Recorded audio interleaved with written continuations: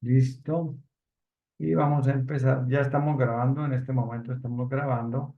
Vamos a compartir nuestra pantalla y nuestro sonido. Y entramos a compartir. Ok. Bueno, aquí estoy en el curso. Esto. Entonces vamos aquí para el curso y vamos a abrir unas diapositivas. Aquí, este último renglón, que es de diapositivas de distribución muestral.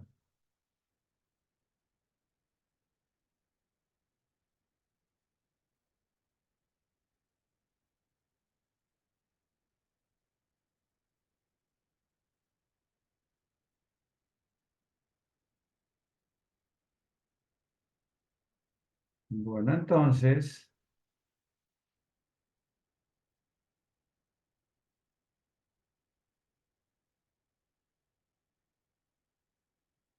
capítulo 7 del texto, ¿ok? Capítulo 7 del texto. Aquí lo tenemos, capítulo 7, distribuciones muestrales. Ok. Entonces vamos a mirar, vamos a socializar, vamos a ver qué es eso, vamos a ver cómo es que, qué tiene eso de diferente, qué tiene eso de adicional, qué aplicación tiene. Ok. Entonces,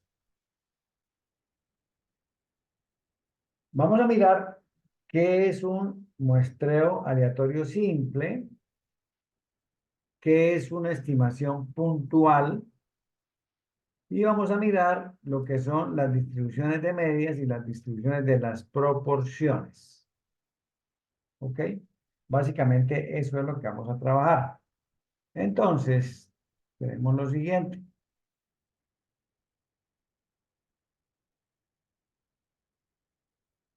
Esto ya es estadística inferencial, ya es el complemento y esto es pues supremamente importante porque en la práctica es muy complejo y casi que muy costoso trabajar con poblaciones. Entonces, por eso se trabaja con muestras.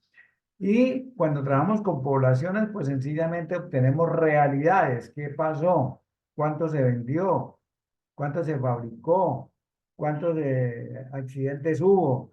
Es decir, algo que sucedió realmente porque trabajamos con todos los elementos, recogemos los datos de todos los elementos que intervienen en el ejercicio. Como les digo, pues a medida que las organizaciones crecen, pues también aumentan todos los procesos, son más voluminosos y pues trabajar con poblaciones se hace más complejo. Entonces se recurre al muestreo, ¿ok? Bueno, y pues el muestreo no nos arroja exactamente lo que sucedió con todos los elementos, sino con lo que tomamos, con la muestra que tomamos para analizarlos. Y de acuerdo a lo que aparezca en esas muestras, pues nosotros podemos hacer inferencia. ¿Qué significa hacer inferencia? Generalizar un comportamiento. Yo tomo la muestra de 25 trabajadores con relación a esto, nivel de estudios y entonces me arroja unos valores. Esos valores que me arrojaron esos 25 trabajadores, yo los asumo que ese es el comportamiento de toda la población, de los 200, de los 500, de los 80 trabajadores que tengo. Pero no le voy a preguntar a todos, sino sencillamente a partir de lo que se encuentra en la muestra, vamos a hacer inferencia, vamos a generalizar un comportamiento. ¿Ok? Aquí vamos a definir, pues, estos términos. Y aquí lo que nos dice al inicio es que el propósito de esta inferencia estadística es obtener información acerca de una población a partir de la información contenida en una muestra. Es lo que les acabé de explicar. Y vamos a definir lo que es población y lo que es muestra. Una población es el conjunto de todos los elementos de interés. En esta definición lo importante es ese cuantificador, todos, porque igual la muestra también es un conjunto de elementos, pero sencillamente ese es una parte de la población, es una parte de la población o es un subconjunto de la población. De la población extraemos una parte de ella y la observamos y con ella trabajamos. Ahora, la muestra nos arroja solamente estimativos de los valores de las características de la población. La muestra no me arroja el comportamiento de la población, me arroja aproximados, me arroja estimados de lo que sucede en la población. Eh, Cuando nosotros trabajamos con poblaciones, los resultados que obtenemos se denominan parámetros, parámetros. El promedio es un parámetro, la desviación estándar es un parámetro. Cualquiera de esas medidas que se calculan en una población se denominan parámetros. Cuando obtenemos esos valores de una muestra, estamos hablando de estadísticos, ¿ok? Cuando trabajamos con muestras, esas muestras nos arrojan estadísticos para calificar bien sea el promedio, la desviación estándar, la moda, lo que estemos trabajando. ¿Ok? Mm, con apropiados métodos de muestreo, las muestras nos pueden arrojar unos muy buenos estimadores de las características de la población. ¿Ok? Entonces debemos usar métodos adecuados, aprovechándonos en la estadística, para que esos resultados que obtenemos en las muestras, pues, eh, estén lo más cercanos posibles a la realidad de la población. Bueno, entonces, vamos a hablar del tipo de muestreo más utilizado. El muestreo más utilizado se llama muestreo aleatorio simple. ¿Ok? Y ese muestreo aleatorio simple se puede hacer en una población finita o en una población infinita. Aquí nos aparece pues otra situación con la población. La población, además de lo que la definimos como el conjunto de todos los elementos, puede que esa población sea finito. ¿Y qué es una población finita? Pues una población finita es aquella que sabemos cuántos elementos la componen. La empresa tiene 800 trabajadores, esa es una población finita. No conocemos cuántos estudiantes universitarios hay en Colombia, es una población infinita.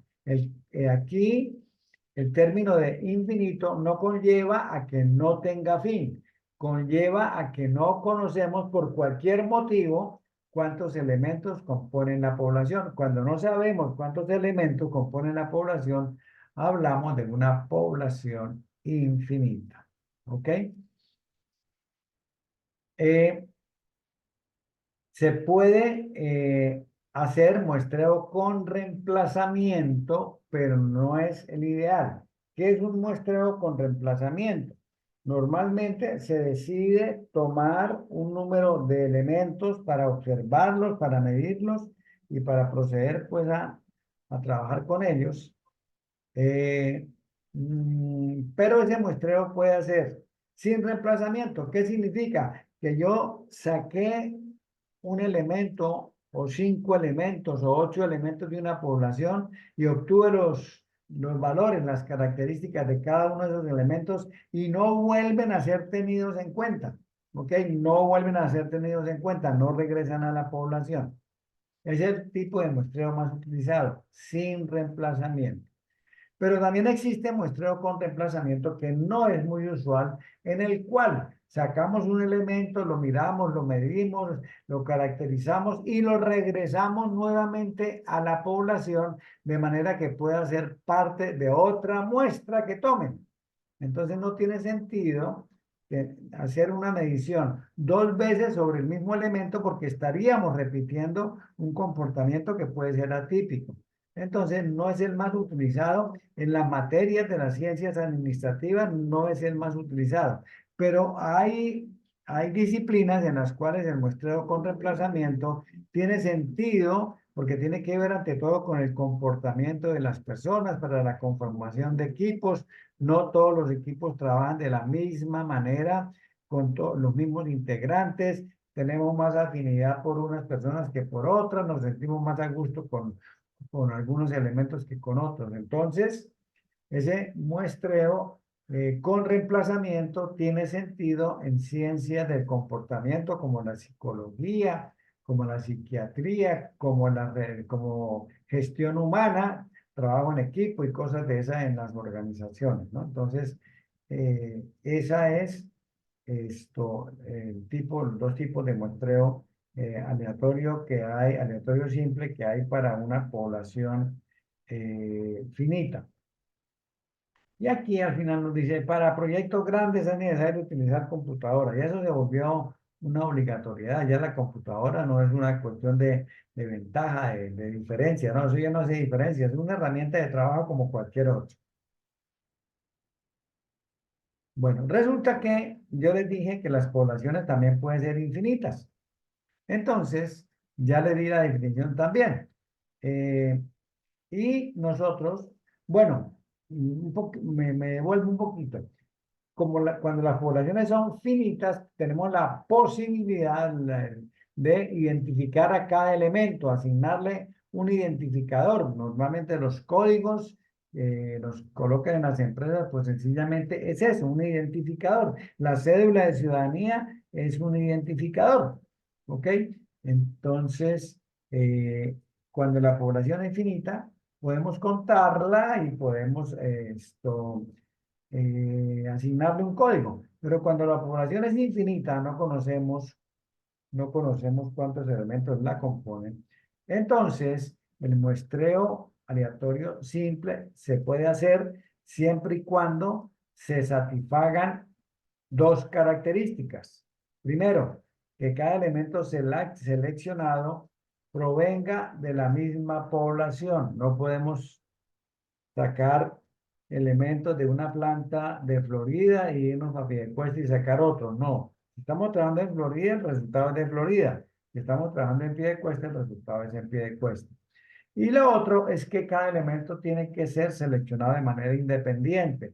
Recordemos el término de independencia, que tiene que ver con que lo que se realiza en este momento, ahorita, no tiene por qué afectarme, no tiene por qué afectarme la escogencia o el resultado del experimento siguiente. ¿Ok? Entonces, que sean totalmente independientes, que lo que se haga no afecte la continuidad del ejercicio que se está haciendo. Y aquí nos recuerdan que la población usualmente se considera infinita si no tenemos procesos que nos permitan construir listas o contar a todos los elementos. Es decir, eso es imposible.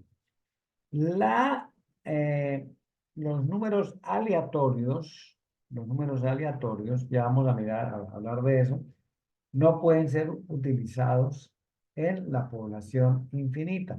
En la población finita podemos utilizar la generación de números aleatorios para sacar las muestras, pero en las poblaciones infinitas no, por lo que les mencioné hace un momento, no puedo identificar todos los elementos, entonces me queda muy complicado utilizar códigos para identificar las muestras que se van a sacar. ¿Ok? Entonces, en poblaciones finitas podemos utilizar el muestreo aleatorio simple utilizando los números aleatorios. Los números aleatorios. ¿Ok? Vamos a ver qué sigue antes de hablar de números aleatorios. ¿Ok? Bueno, entonces aquí ya viene estimador puntual. Entonces vamos a detenernos ahí un momentico y vamos a mirar qué es eso de números aleatorios. Entonces, los números aleatorios, como su nombre lo indica, sencillamente es eso. Son números aleatorios. Las calculadoras que ustedes tienen, los que trabajamos en bachillerato, con la que nos defendimos durante todo ese tiempo, tienen números aleatorios. Si nosotros utilizamos la rutina shift punto, should shift, punto igual nos arroja un número aleatorio.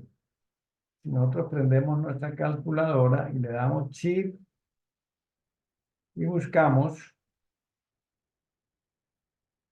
la tecla numeral, la tecla de número, numeral no, punto, la tecla de número, ¿ok? De punto, perdón, de punto, la tecla de punto nos arroja, nos dice run es random, que significa aleatorio.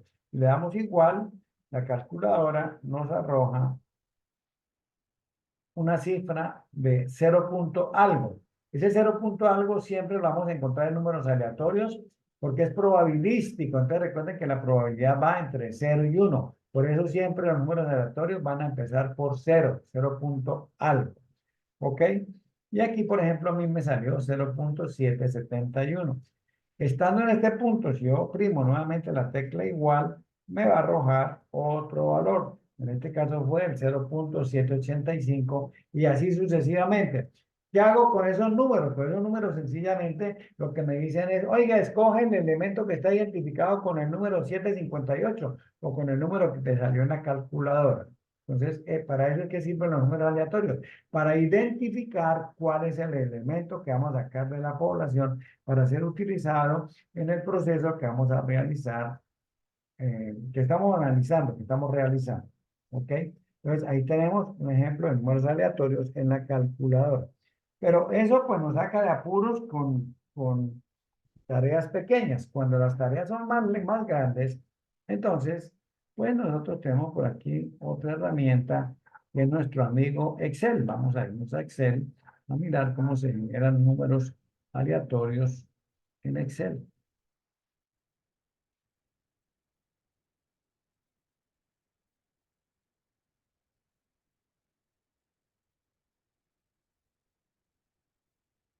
Bueno, entonces,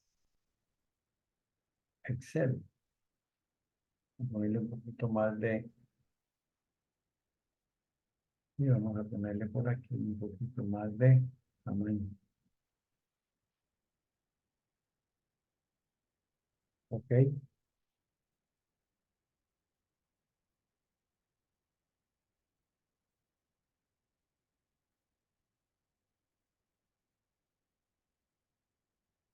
Bueno, entonces, miren, limpiamos, nos paramos en cualquier celda, no importa dónde. Pero como vamos a hacer una tabla, pues vamos a hacerla en orden. Vamos a empezar desde el origen, vamos a empezar en la celda A1. Y como hacemos con todas las funciones, las operaciones que hacemos en Excel, empezamos con igual o con más. Y empiezo a escribir la palabra y ahí me aparece aleatorio. ¿Listo? Doble clic, me abre un paréntesis. Ahí lo puedo cerrar o le puedo dar enter. Lo que haga me va a llevar a eso. Entonces, tenemos que Excel aquí me arrojó a mí un valor de 0.318551. Ese es un número aleatorio. Pero estamos construyendo una tabla. Entonces, ¿qué hacemos? Nos quedamos ahí y arrastramos esa función hasta donde nosotros la necesitemos. Suponemos que yo necesito estas 2, 3, 4, 5, 6, 7, 8, 9 y 10 columnas. ¿Listo? Y que necesito también 10 filas. Ok, supongamos que necesito también 10 filas. Entonces, estando aquí, también arrastro esta formulita hasta el 10, hasta el 12. Supongamos que fueron 12. ¿Listo? Si ustedes se dieron cuenta, cuando hicimos estos cambios, estos números me cambiaron.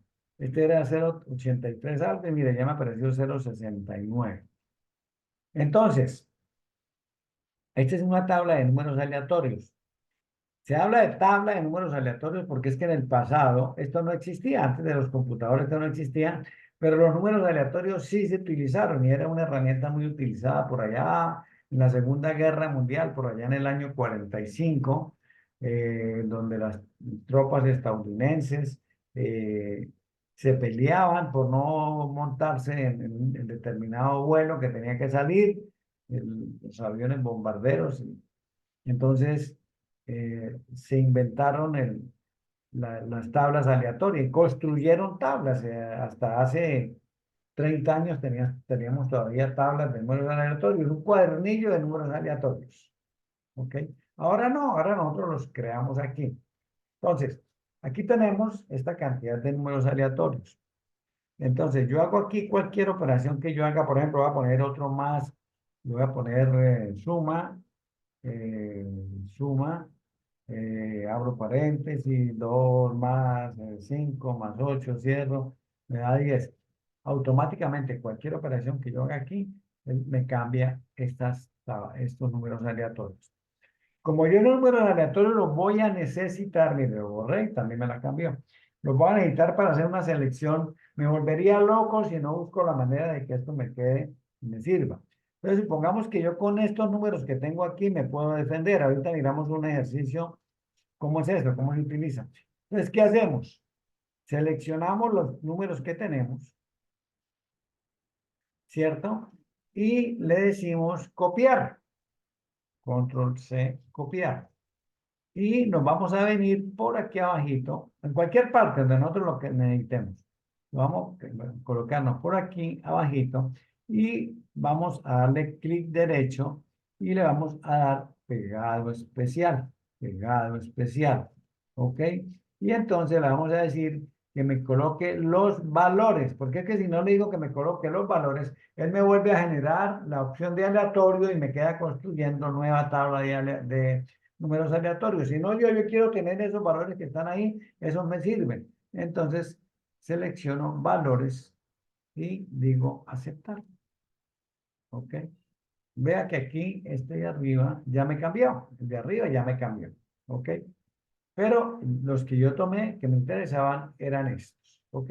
Entonces tengo aquí mi tabla de números aleatorios. Ahorita dejémoslo ahí un momentico y vamos a continuar con nuestro texto y ya vamos a mirar dónde vamos a utilizar esto. ¿Ok? Bueno, entonces vamos aquí y ahora vamos a mirar unos conceptos básicos. El primero es el de estimación puntual. ¿Qué es una estimación puntual? Entonces dice, cuando hacemos estimación puntual, vamos a usar los datos de una muestra para computar un valor de una muestra estadística que nos sirva como un estimador del parámetro de la población.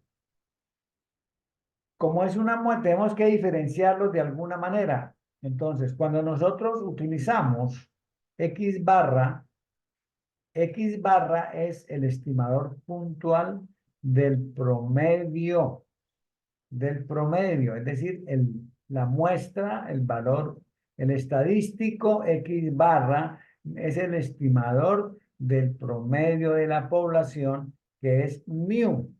Esto es mu, esto es X barra. Cuando utilizamos este X barra, estamos diciendo que esos datos provienen de una muestra.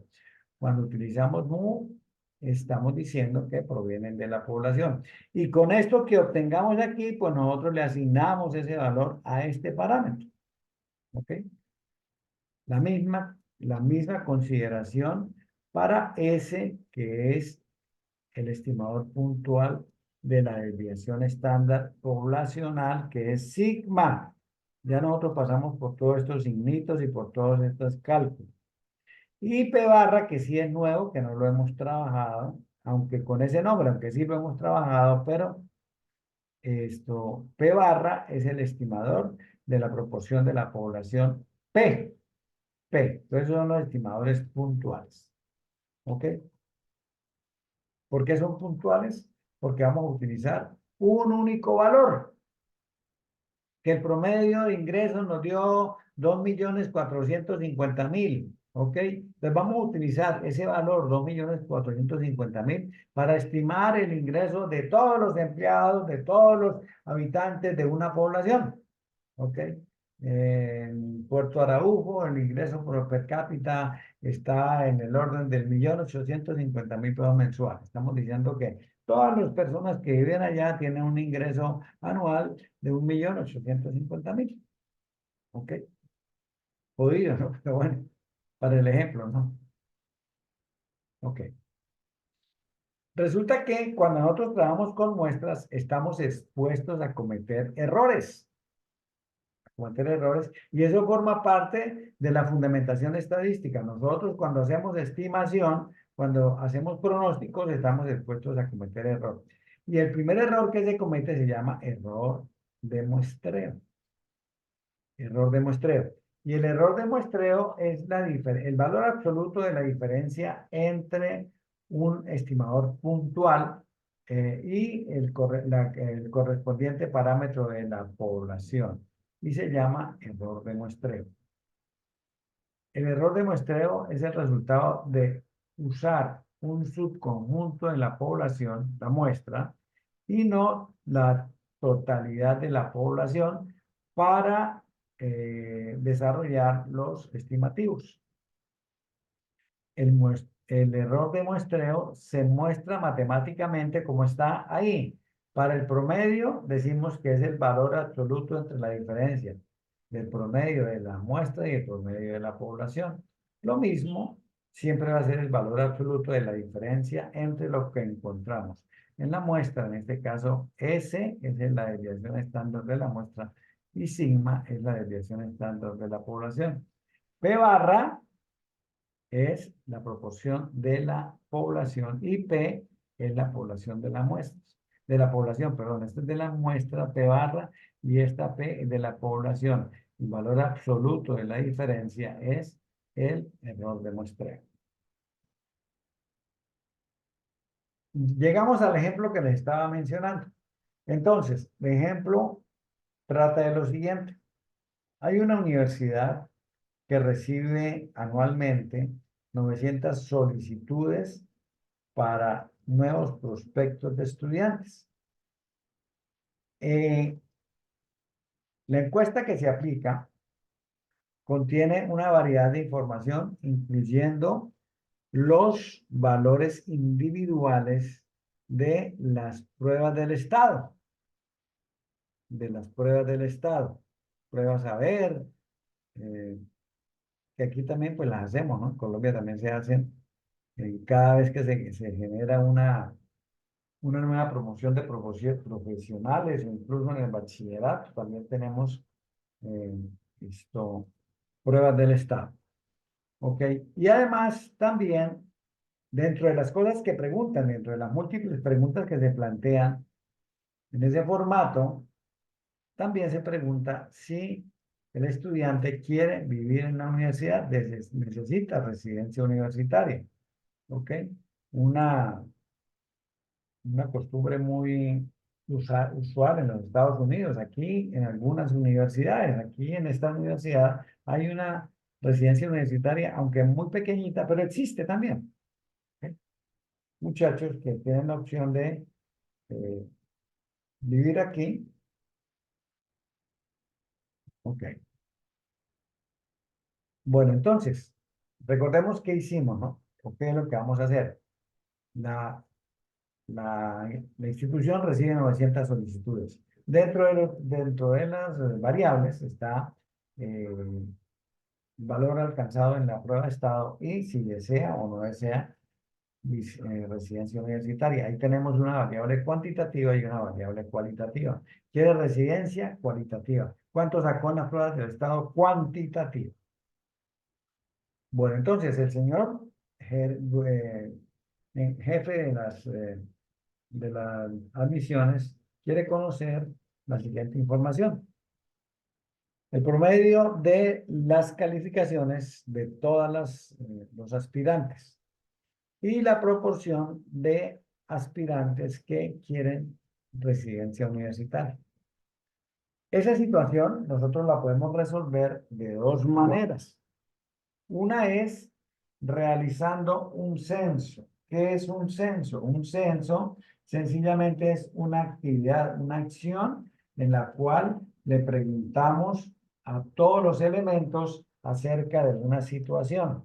Entonces, el censo nos incluye a todas las personas. Aquí tendríamos que entrar a analizar las 900 solicitudes y a extraer la información que nos están aplicando, que nos están pidiendo. Y la otra, aquí habla de 3, con 2 es suficiente. La segunda y la tercera son casi iguales. Tomando una muestra de 30 solicitudes usando números aleatorios.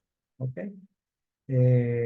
Y pues esos números aleatorios, pues ya como no tenemos tabla, pues sencillamente nosotros los generamos en el computador. ¿Ok? Los generamos en el computador. ¿Listo?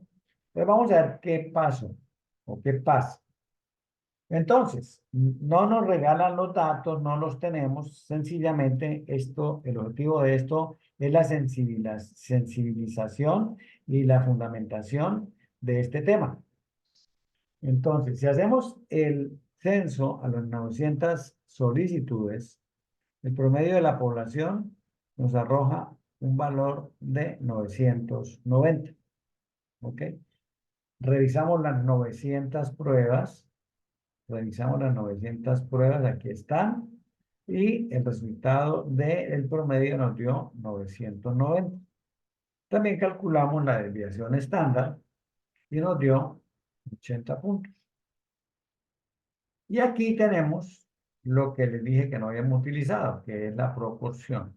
La proporción de la población. De esas 900 solicitudes, 648 muchachos dijeron que sí querían de residencia universitaria. Entonces, la proporción de la población es los que dijeron que sí contra el total de encuestados, es decir, una frecuencia relativa, es decir, una probabilidad. Eso es sencillamente una proporción. Así se calculan las proporciones. Como calculamos la frecuencia relativa, como calculamos la probabilidad con la regla general. ¿Ok? Y aquí nos arroja un valor de 0,72. Vamos a tener en cuenta esos valores para mirar qué pasa cuando trabajamos con la muestra. Entonces, el promedio fue 990, la desviación estándar fue 80 y la proporción de personas que quieren residencia es 0,72. Bueno, preguntas. Ustedes no me detienen, yo sigo en la moto que voy. Bueno, ok. Bueno, entonces aquí dice, como la población tiene 900 elementos, nosotros necesitamos números aleatorios de 3 dígitos, para poder utilizar un muestreo aleatorio simple. Entonces, nosotros debemos seleccionar solicitudes que estén numeradas desde el 1 hasta el 900. Ya identificamos, ya cada una de esas solicitudes tiene su número, el número 1, el número 2, hasta el número 900. ¿Ok? Listo. Vamos a usar, aquí nos está diciendo cómo se va a hacer el muestreo. Vamos a utilizar los 3 últimos dígitos de los 5 dígitos aleatorios, de los 5 dígitos de números aleatorios, de la tercera columna de una tabla de números aleatorios, construido con computador.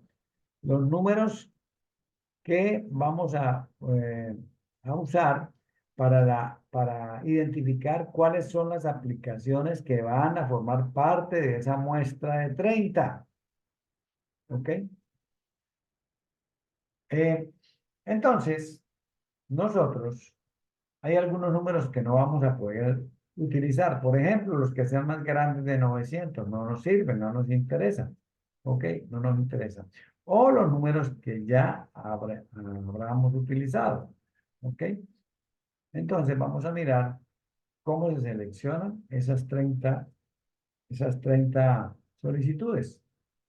Entonces, él dijo que se iba a la tabla de números aleatorios, a la tercera columna, y iba a seleccionar los 3 últimos dígitos. Vamos a buscar nuestra tabla de números aleatorios. Y si nosotros fuéramos a hacer lo que él dijo, entonces tendríamos que irnos aquí. Primera, segunda, tercera columna. ¿Listo? Y tendríamos que escoger los últimos tres dígitos. En este caso sería el 162, el 816, el 281, el 915, que no nos sirve. ¿Por qué? Porque se pasa de 900, el 078, el 012, el 551. ¿Y hasta dónde vamos? Hasta encontrar los 30. Entonces, para poder usar aquí, yo tendría que haber hecho, para poder usar esta estrategia, tendría que haber hecho esto, más renglones. ¿Ok? Más renglones. Esa fue la decisión de él. Pero resulta que nosotros podemos tomar otra decisión diferente. Yo puedo decir, no, voy a arrancar aquí en la primera fila y voy a seleccionar tomando los dígitos que tenga la celda, los voy a tomar de 3 en 3, reemplazando el que ya he utilizado. Entonces, por ejemplo, si fuéramos a hacer eso, en este primer número nosotros podríamos sacar la la solicitud que está identificada con el número 300. Vamos a tomar tres dígitos. Ok, ya tomamos el 300. Entonces, de ese, para utilizar, para sacarle jugo a esa tabla, entonces de esa misma celda, vamos a eliminar el 3 y vamos a conformar otro número de tres dígitos con los números siguientes. Entonces sería el 006. Ya tenemos dos, el número 300 y el número 6. Quitamos ese primer cero y nos queda entonces 061. Quitamos ese último número y nos queda 615. Seguimos adelante, quitamos el 6 y como cogimos la primera hilera, entonces vamos a seguir por ella. Vamos a seguir por esa hilera y entonces vamos a tomar el 154. Quitamos el 1 y vamos a tomar el 504. Alguien diría, no, tomemos el 549 porque el otro es el cero que siempre es cero, entonces no es aleatorio. Ok, listo, no hay problema. 549. Entonces nos quitamos el 5 y a continuación vendría el 491 y así sucesivamente hasta completar 30 números que necesitamos para nuestro trabajo. ¿Ok? Teniendo en cuenta que no podemos utilizar valores mayores de 900 ni números que ya estén utilizados. No se pueden repetir. ¿Listo? Ese es el muestreo aleatorio, es una manera de hacer muestreo aleatorio. Como le dije, con la calculadora salimos de afanes por ahí para seleccionar 10 números, 8 números. O si alguien dice, no sé qué número apostarle al chance y quiere apostar chance hoy, miremos en la calculadora. Shift, punto igual, 0,415. Ok, hágale al 415 si le crea eso. En fin, ese es el número aleatorio. ¿Listo? Los resultados de la lotería nominalmente son números aleatorios. Eso es lo que genera, números aleatorios. Ok, bueno, perfecto. Pero aquí nos dice, aquí no puedo utilizar el 902 porque se pasa. Aquí no puedo utilizar el 436 porque ya lo utilicé. Ok, listo. Entonces, al final, generamos la lista. Entonces, ¿quiénes fueron cuál es la muestra? ¿Cuáles son los formatos que vamos a computar? Entonces, el primero que seleccionamos fue el 744, que corresponde a un Rayman que obtuvo 1025 puntos en la prueba de estado y que sí quiere residencia universitaria. Y ahí, pues, ahí se está consignando lo que sucedió para cada número y a quién corresponde, porque ya lo tenemos previamente identificados. ¿Ok? Listo. Entonces vámonos aquí, sí, vamos aquí, sí, vamos aquí, sí, vamos aquí. Listo. Entonces, ahora, ¿qué vamos a hacer? Pues como ya tenemos los 30 valores, vamos a calcular el promedio, la desviación estándar y la proporción de la muestra para hacer inferencia. ¿Ok? Entonces, X barra es igual a la sumatoria de todos los X sub I dividido entre 30. Y esos datos nos los dan, no los tengo, no los tenemos, el texto no los proporciona, pero sencillamente está la manera como se calcula. Entonces, la sumatoria de todos esos valores, eh, para el promedio de las calificaciones de 29.910, si lo dividimos entre 30, nos arroja un valor de 9,97. Recordemos que en la población realmente el promedio real es 990 y este nos dio 997. La misma cosa, la desviación estándar, fíjese que cambiamos los símbolos, utilizamos este, que es el de la muestra, y recuerden que es la raíz cuadrada de la varianza. Aquí tenemos la varianza. La diferencia entre cada valor individual, el promedio calculado, elevados al cuadrado, divididos entre n-1, cuando trabajamos con muestras, y entonces nuestra desviación estándar nos dio 75,2. En la población habíamos obtenido una desviación estándar de 80. Y la proporción de estudiantes que aspiran a vivir en la universidad nos da 20/30, que es 0,68 contra el 0,72, que fue el que nosotros encontramos en la población. Aquí nosotros ya podemos establecer los errores de muestreo que estamos cometiendo. Entonces, para el promedio estamos cometiendo un error de 7 puntos porque el promedio fue en 9,90. 7 puntos no es significativo, no es un buen indicador, es un buen aproximación al valor real.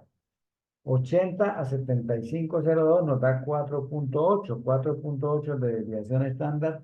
Tampoco estamos escachados, estamos dentro de lo que sucedió. Y 0,68 con 0,72 estamos cometiendo un error de muestreo de 0,04, que tampoco es un error significativo.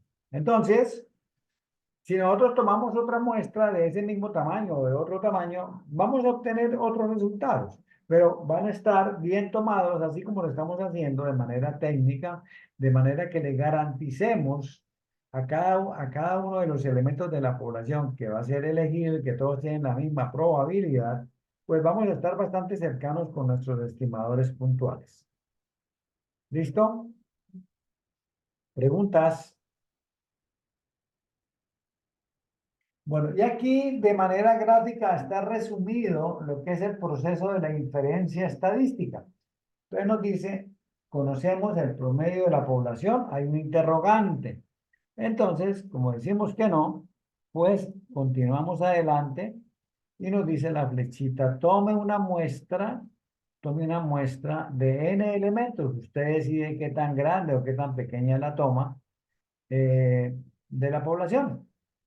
Entonces, esa muestra nos arroja un valor para la media de la muestra. Y nosotros, pues lo que hacemos es utilizar ese valor, lo vamos a utilizar para hacer inferencia acerca del valor de la población. Es decir, le asignamos a la población ese valor que encontramos en la muestra. ¿Listo? El tiempo no nos alcanza, hoy no, sino digamos en el curso, para mirar que hay otro tipo de estimación a partir de este, que es la estimación por intervalo, que pues nos disminuye el error, nos disminuye la probabilidad de equivocarnos, porque vamos a dar valores no con un único valor, sino con un intervalo de valores. Por ejemplo, aquí podemos haber dicho que en lugar de que el promedio fue de 9,97, podemos decir el promedio está entre 990 y 1000. ¿Ok? Entre 990 y 1000. Entonces, ya, fíjense que cuando decimos entre 990 y 1000, ya está incluido ahí, le pegamos de ¿qué? De un buen muestreo al valor de la población. ¿Ok?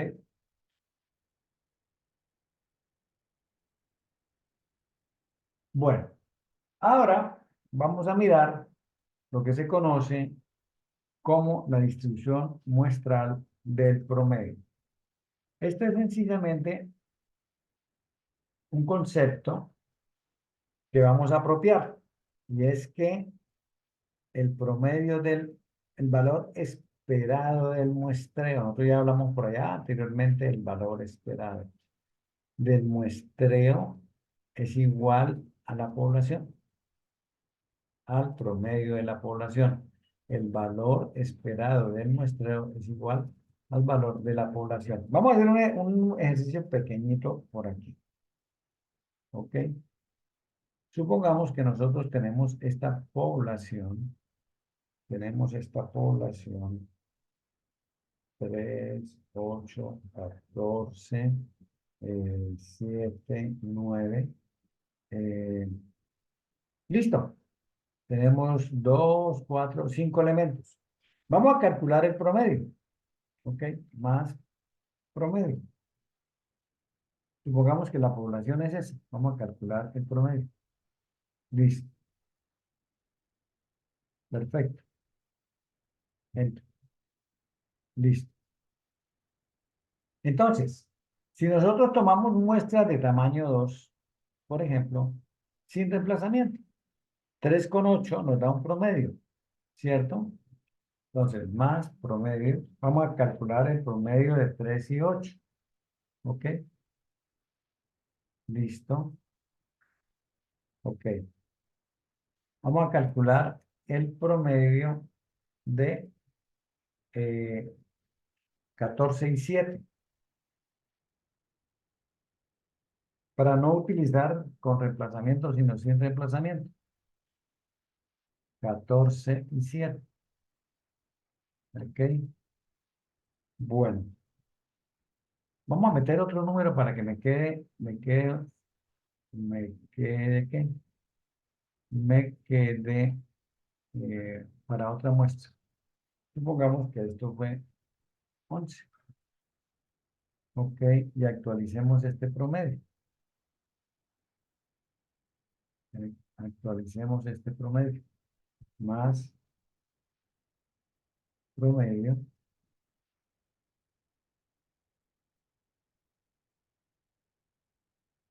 de aquí hasta aquí. ¿Listo? Entonces nosotros ya llevamos aquí 3 y 8, 14 y 7 y vamos a calcular el último que es 9 y 11. Más promedio 9 y 11. ¿Listo?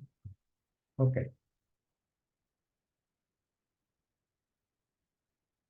Si nosotros calculamos este promedio,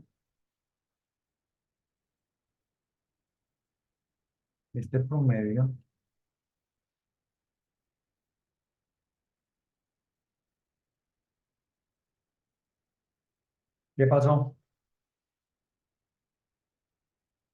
Que el promedio del muestreo, este fue el muestreo, yo saqué muestras de tamaño 2, muestras de tamaño 2, y cada una de esas muestras me arrojó un promedio. Esta primera muestra me arrojó 5,5, esta segunda me arrojó 10,5 y esta última me arrojó 10. ¿Ok? Al calcular el promedio de estas tres medias, de este proceso de muestreo que hicimos, fíjese que el valor esperado es exactamente igual al promedio de la población. ¿Listo? Eso es lo que dice aquí. Eso es lo que dice aquí. El valor esperado del muestreo siempre va a ser igual al promedio de la población. Por favor, eso hay que aprenderlo, eso hay que apropiarlo. Eso no es, digamos, es un conocimiento básico del proceso estadístico. ¿Listo? Bueno, seguimos con esto. Entonces, aquí tenemos la desviación estándar. Y dependiendo de que la población sea finita o sea infinita, tiene una pequeña variación. Si la población es infinita, la desviación estándar es esta. ¿Ok? La desviación estándar es esto. Y esto pasa a denominarse error estándar, que es el segundo error que estamos expuestos a cometer en estadística, en inferencia. Entonces tenemos aquí el error estándar. ¿Ok? Listo. Cuando la población es finita, además de esto que hacemos aquí, de calcular ese error estándar o desviación estándar del muestreo, tenemos que multiplicarlo por una cosa que se llama factor de corrección de población finita, que es esta raíz cuadrada. Eh, una población finita se trata como si fuera infinita si el tamaño, la relación entre el tamaño de la muestra y el tamaño de la población es menor o igual a 0,05. Si es mayor que 0,05, debemos utilizar esto. Si no es mayor que 0,05, no debemos utilizar esto. ¿Ok? Como le dije ahorita, esto que está aquí, se repitió aquí, se llama factor de corrección de población finita. Y aquí, la desviación estándar de la media se referencia como error estándar de la media. Error estándar de la media. ¿Ok? Esta es otra cosa que hay que aprender. Esta cosa que hay que aprender de digamos, yo le estoy sacando del muestreo lo más relevante, lo más importante, lo que se debe tener, lo que se debe conocer. Ok,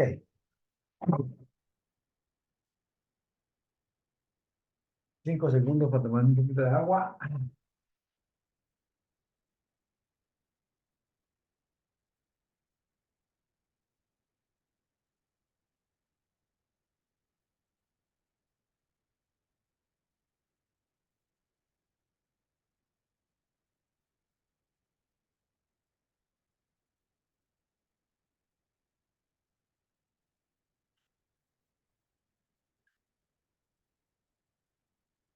Ok,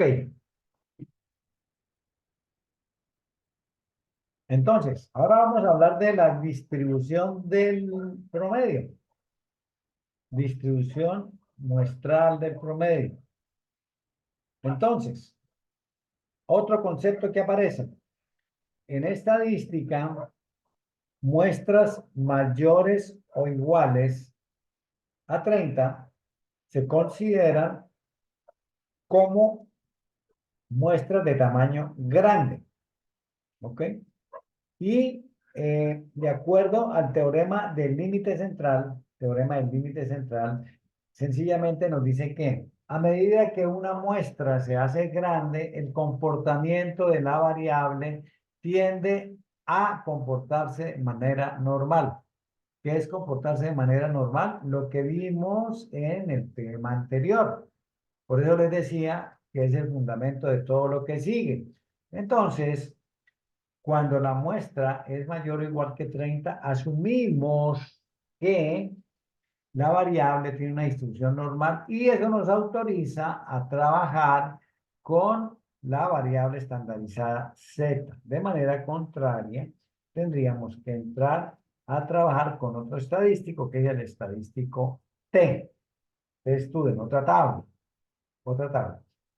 Pero, primer concepto importante de esto, que una muestra se reconoce como grande cuando es mayor o igual que 30.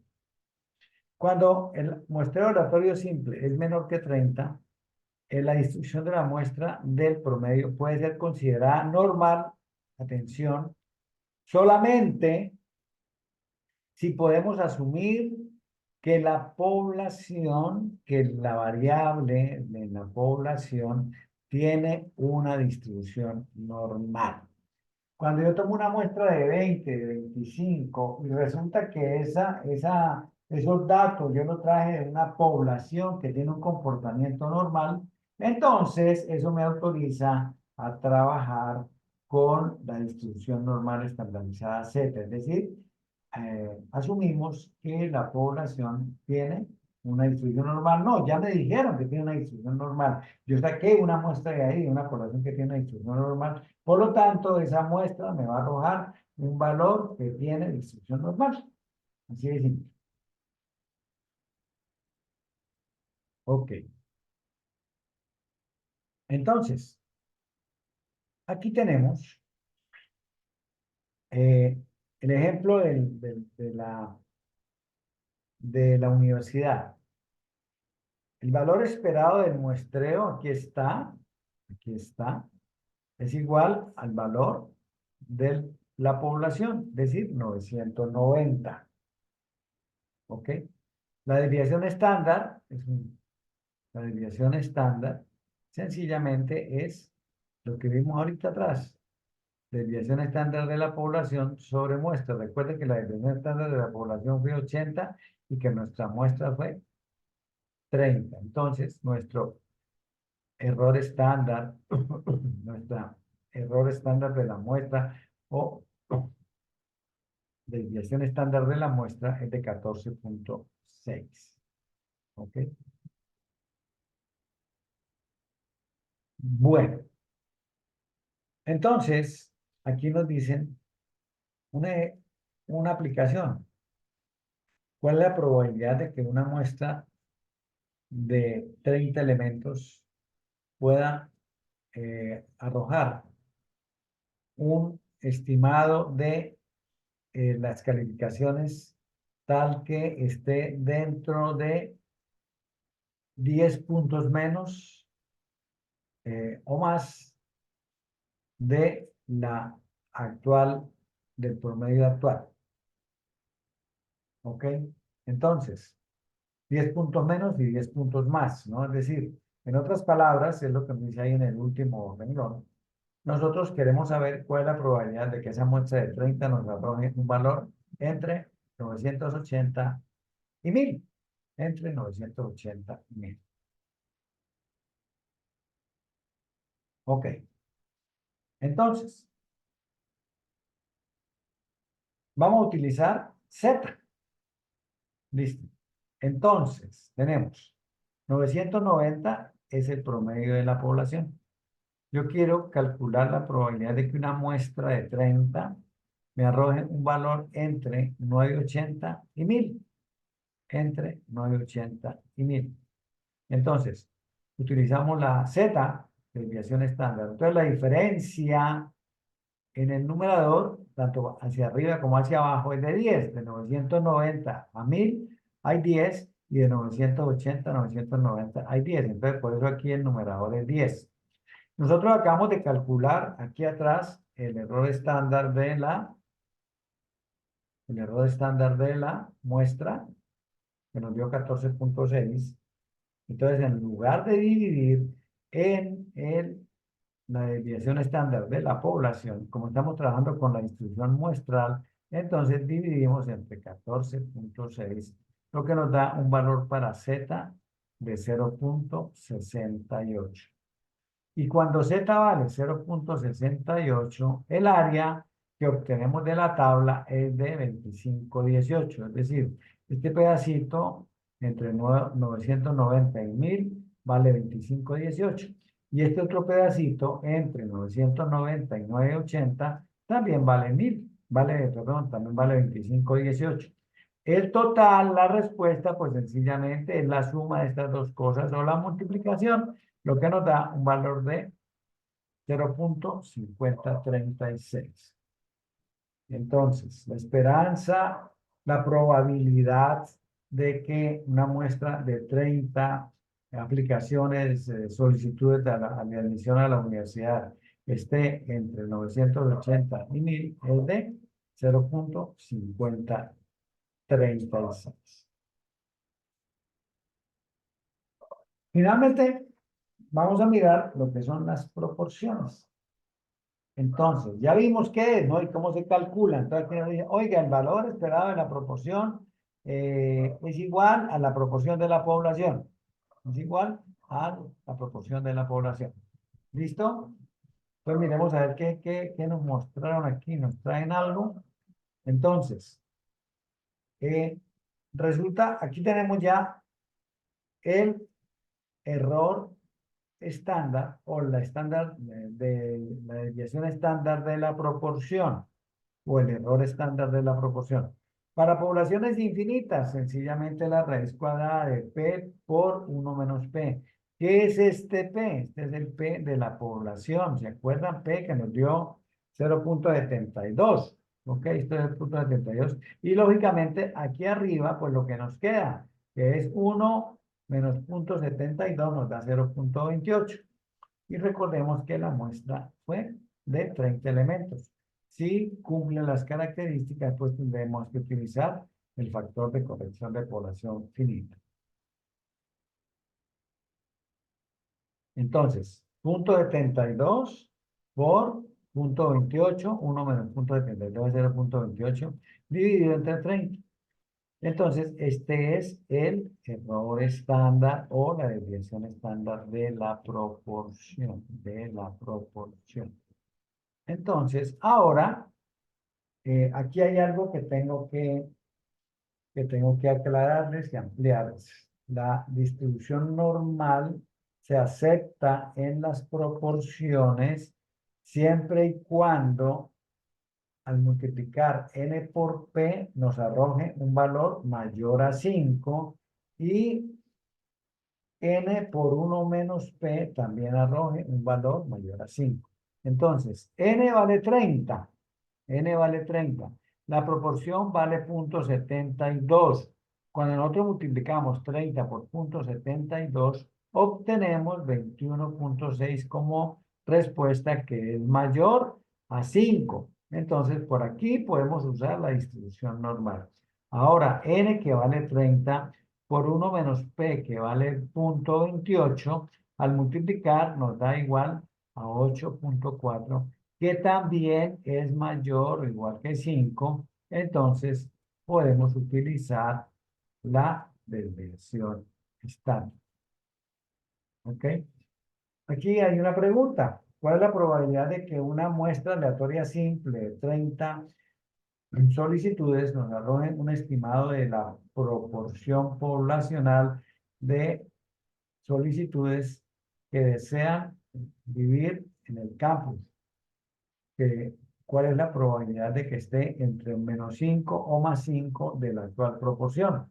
Entonces, queremos calcular la probabilidad de que esté entre 67 y 77.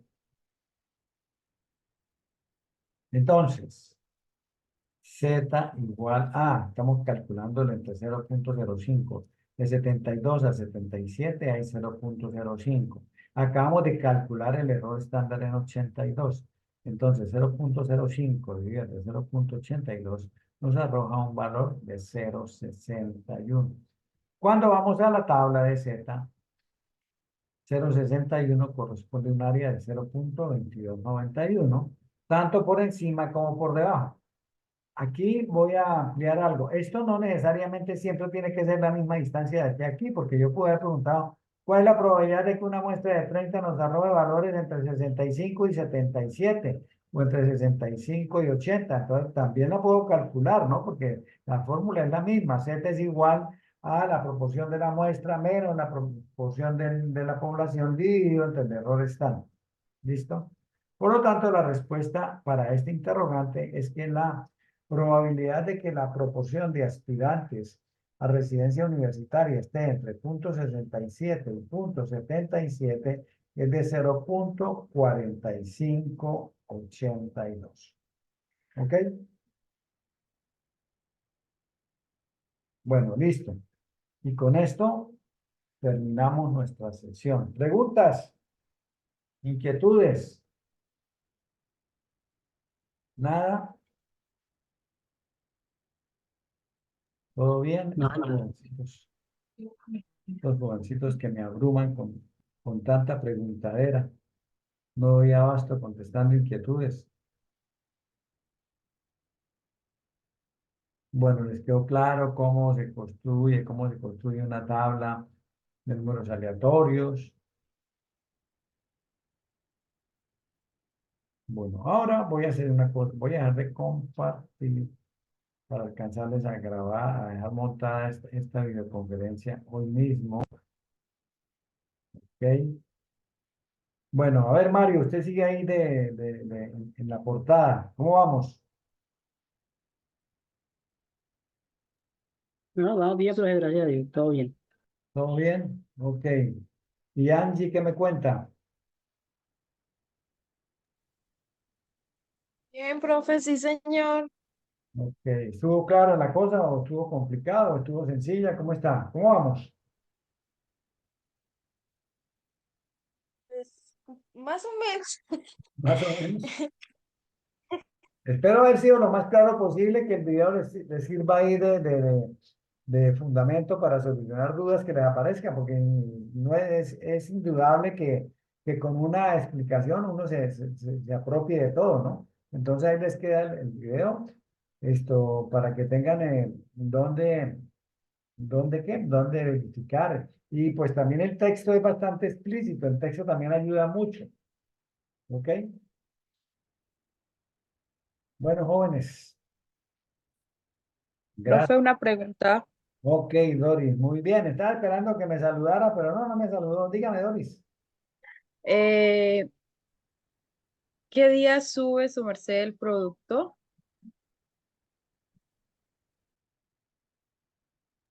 Eh, El documento del producto 4. Punto 4, que es de lo que ya vimos. Esto, ya estoy cuadrándolo. Yo creo que no está tan bien, ¿no? Porque tengo dos clases seguidas ahorita. Esto, de pronto mañana, por allá después del mediodía.